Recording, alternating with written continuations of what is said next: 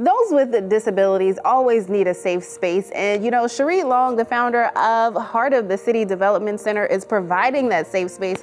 Cherie, tell us how you even, or what inspired you to start this development center? So what inspired me to start the Development Center is that I have a 25-year-old daughter with a disability, and I began looking for services within the community that wasn't clinically based or kind of pulled away from society. I wanted a space where it would be inclusive for her to interact and learn from her peers. So we started Heart of the City Development Center to promote inclusion and to have that safe space for those individuals with intellectual and developmental disabilities to maintain those critical learning skills, but also to have a safe space. Yeah, why do you think places like this is so important? You know, the aspect of inclusion also, but I always look at it as, you know, it gives them a place to thrive, you know? So it's important for individuals with disabilities to thrive because it helps them, one, maintain those critical learning skills.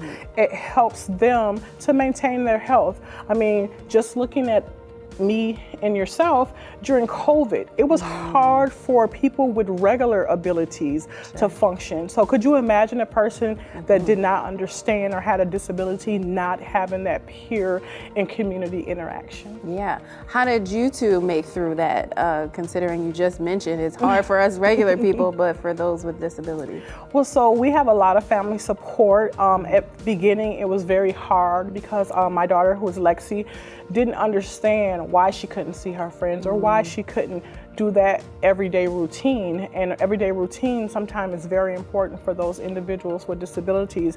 But we made it through okay, and you know, with the support. Yeah. Now, as much as you want to share, but what was it like as a parent, you know, being that parent of a child with a disability? Because I'm sure there's others out there that, you know, are looking at this thinking like, oh, it's hard for me, but you can be an inspiration for them.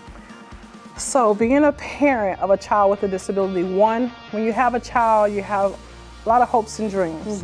And to be told your child has a disability is it's tough. It's tough to look at your child and know that they're never gonna thrive and do the things actually that I've done myself. But to actually have to kick into kind of a superhero mode, I'm gonna say, you know, to be able to advocate. You know, I was a parent, but I had to turn into an advocate in order to get her the services she needs. You know, I spend lots of nights crying because, you know, we're so unheard. This is a community of people who are so unheard. And I think they're misunderstood a lot because a disability, any of us can have a disability. And I think a lot of times they're looked over because they have a disability. But to me, looking at it from a person with regular abilities, we have to take time to step back and look and know that we're all gonna be in that space one day. We're gonna get older, we're gonna have less in cognitive skills, less in physical skills. So why not pay attention to those people who need that services every day?